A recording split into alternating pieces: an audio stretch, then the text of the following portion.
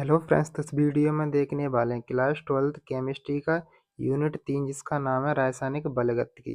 तो इसके most important objective देखने वाले हैं। द्वितीय परीक्षा जो आपके सेकंड बोर्ड एग्जाम होंगे उनके लिए मोस्ट इम्पोर्टेंट ऑब्जेक्टिव वस्तुनिष्ठ प्रश्न जिसमें सही विकल्प रिक्त स्थान जोड़ी वगैरह आती हैं। और आपको पता है आपके पेपर में 28 नंबर के आते हैं। तो 28 में से अगर आपको 15 भी सही हो जाते हैं इम्पोर्टेंट पढ़ के, और खुद से भी आप करना है बुक वगैरह से, और कुछ हम आपको करा ही रहे हैं इम्पोर्टेंट। इस प्रकार से आसानी से पास हो जाओगे और थोड़े बहुत आप क्वेश्चन आंसर भी याद कर रहे होंगे। और आपको बता दें, हमने इससे पहले यूनिट 1 और यूनिट 2 के इम्पोर्टेंट ऑब्जेक्टिव और इम्पोर्टेंट क्वेश्चन दोनों ही साथ डाल दिए हैं। अगर आपने उन वीडियो को नहीं देखा है तो जाकर चैनल पर वीडियो को देख लेना है। ठीक है, तो अब देखेंगे यूनिट 3 के। तो देखिए, सबसे पहले सही विकल्प में किसी अभिक्रिया का वेग अभिक्रिया की प्रकृति के साथ क्या होता है, तो इसका आंसर हो जाएगा घटता है। अगला देखिए, यहाँ पर अगला प्रश्न है कि रासायनिक अभिक्रिया की दर निर्भर करती है, तो इस पर सक्रिय द्रव्यमान पर, परमाणु द्रव्यमान पर, और तुल्यांकी भार पर, और आणविक द्रव्यमान पर। तो इसका आंसर हो जाएगा सक्रिय द्रव्यमान पर। अगला प्रश्न है यहाँ पर कि अभिक्रिया दी हुई है 2NH3 और यहाँ पर उत्प्रेरक है Pt यानी प्लेटिनम Pt है, और फिर N2 और 3H2। यह अभिक्रिया दी हुई है यहाँ पर। तो पूछा है कैसी अभिक्रिया है, तो ये आपकी हो जाएगी, कैसी अभिक्रिया हो जाएगी, शून्य कोटि की अभिक्रिया। अगला प्रश्न है यहाँ पर कि वेग दिया हुआ है। यहाँ पर देखिए, जो घात लगी हैं उनको क्या करना है, आपको ऐड करना है। तो 1/2 है और इधर 3/2 है। तो इस प्रकार से क्या हो जाएगा, 4/2। तो यहाँ पर क्या आ जाएगी, कोटि 2 निकल के आ जाएगी। ठीक है, तो इस प्रकार से इसकी कोटि क्या हो जाएगी, इसकी कोटि हो जाएगी 2। इसका आंसर क्या हो जाएगा, ऑप्शन नंबर 3 2। अगला देखिए, यहाँ पर किसी अभिक्रिया का वेग क्रिया कारकों की सांद्रता पर निर्भर नहीं करता है, तो अभिक्रिया है। तो सांद्रता पर निर्भर नहीं करेगा तो कौन सी अभिक्रिया हो जाएगी, तो हो जाएगी आपकी, यहाँ पर ऑप्शन दिए हुए हैं, प्रथम कोटि की, द्वितीय कोटि की, तृतीय कोटि की, शून्य कोटि की। तो इसका आंसर हो जाएगा शून्य कोटि की। अगला प्रश्न है यहाँ पर किसी अभिक्रिया का वेग स्थिरांक निम्न में से किस कारण वृद्धि के साथ बढ़ता है, किसकी वृद्धि के साथ बढ़ता है। तो इसमें दाब, ताप, सांद्रता या फिर सभी। तो इसका आंसर हो जाएगा ताप। जैसे ही ताप बढ़ाओगे वहां पर ही वेग स्थिरांक में भी वृद्धि होगी। अगला दिया हुआ यहाँ पर कि जो प्रथम कोटि की अभिक्रिया है उसकी इकाई। तो देखिए, इस चैप्टर से सबसे ज़्यादा इम्पोर्टेंट क्या है, इकाइयाँ ही हैं। तो इकाई आपको सभी याद करना है, जैसे शून्य कोटि की, प्रथम कोटि की, द्वितीय कोटि की, तृतीय कोटि की, और अभिक्रिया दर की। ठीक है, इतनी इकाई कर लेनी है याद। तो प्रथम कोटि की तो आप यहीं याद कर लो। प्रथम कोटि की अभिक्रिया की इकाई क्या होती है, सेकंड इनवर्स। ठीक है, अगला प्रश्न है रिक्त स्थान। रिक्त स्थानों में पहला है रसायन विज्ञान की वो शाखा जिसमें अभिक्रिया के वेग और क्रियाविधि का अध्ययन किया जाता है, तो इसे कहते हैं। तो इसमें क्या आएगा, रासायनिक बलगतिकी। आपको याद करना है रासायनिक बलगतिकी। अब अगला इसी प्रकार से कि अणुसंख्यता सदैव डॉट डॉट होती है, तो इसमें आएगा एक पूर्णांक होती है। एक पूर्णांक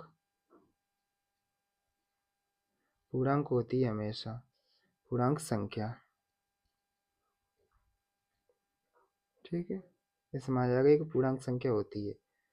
अगला यहाँ पर किसी रासायनिक अभिक्रिया की दर क्रिया कारकों के सांद्रण के डॉट डॉट होती है, तो इसमें आ जाएगा समानुपाती। क्या आएगा इसमें, समानुपाती, समानुपाती होती है। अगला अभिक्रिया की डॉट डॉट का मान शून्य नहीं हो सकता, तो ये अणुसंख्यता है या फिर आणविकता। आणविकता आणविकता या अणुसंख्यता का मान कभी शून्य या फिर अपूर्णांक नहीं हो सकता। अपूर्णांक शून्य होगा या फिर अपूर्णांक नहीं होगा, किसका, आणविकता या फिर अणुसंख्यता का। अच्छे से याद करना, इम्पोर्टेंट है ये। तीव्र अभिक्रियाएं सेकंड से भी कम समय में उत्पन्न हो जाती हैं, तो इसमें आ जाएगा 10⁻⁻12 सेकंड के समय यानी से भी कम समय में संपन्न हो जाती हैं। अगला देखिए यहाँ पर कि वह समय जिसमें अभिकारक की सांद्रता उसकी प्रारंभिक सांद्रता की आधी रह जाती है वो कहलाती है, तो ये कहलाती है अर्धायुकाल। अर्ध आयुकाल, अर्धायुकाल T/2 T1/2 अर्धायुकाल कहलाता है। ठीक है, अब यहाँ से आपको अच्छे से समझना है, यहाँ से आपके लिए इम्पोर्टेंट है ऑब्जेक्टिव। देखिए सबसे पहले यहाँ पर आर्यनीय समीकरण, ये आपको अच्छे से याद करना। आर्यनीय समीकरण क्या होता है, के बराबर होता है और यहाँ पर ए होता है कैपिटल और ई होती है, इस पर होता है घात लगी होती है कैपिटल ई ए बटे आर टी की। इस प्रकार से ये आपको अच्छे से याद करना है। ठीक है, अगला देखिए यहाँ पर शून्य कोटि की अभिक्रिया की जो दर स्थिरांक या वेग स्थिरांक की इकाई क्या होती है, यूनिट्स। तो देखिए मोल, लीटर इनवर्स, सेकंड इनवर्स, इस प्रकार से याद करनी है। और प्रथम कोटि की तो ऑब्जेक्ट में याद की ना सही विकल्प में, तो सेकंड इनवर्स होती है। अब द्वितीय कोटि की क्या होती है, मोल इनवर्स, लीटर और सेकंड इनवर्स। और तृतीय कोटि की होती है मोल पे घात -2 और लीटर पे स्क्वायर और सेकंड इनवर्स। और अभिक्रिया की दर की इकाई होती है मोल, लीटर इनवर्स, सेकंड इनवर्स। तो इस प्रकार से इनका स्क्रीनशॉट ले लो, यहाँ से आपका ज़्यादा चांस रहेगा कि आपको ऑब्जेक्टिव मिल सकता है। ठीक है, इसको अच्छे से याद कर लेना है, कैसे भी आ सकता है, आपको याद करना है। ठीक है, अब यहाँ पर एक वाक्य में उत्तर, तो यहाँ पर है प्रथम कोटि की अभिक्रिया का समाकलित दर समीकरण क्या होता है, तो ये आपको याद करना है क्योंकि एक वाक्य में आ सकता है। तो ये कैसे होता है, तो ये होता है के बराबर 2.303 बटे टी होता है।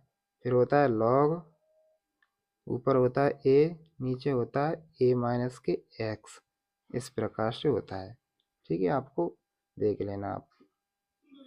देखिए यहाँ पर अगला है प्रथम कोटि की अभिक्रिया के लिए अर्धायुकाल का समीकरण। अर्धायुकाल का क्या होता है, तो ये होता है T1/2 बराबर जो होता है 0.693 बटे के, इस प्रकार से।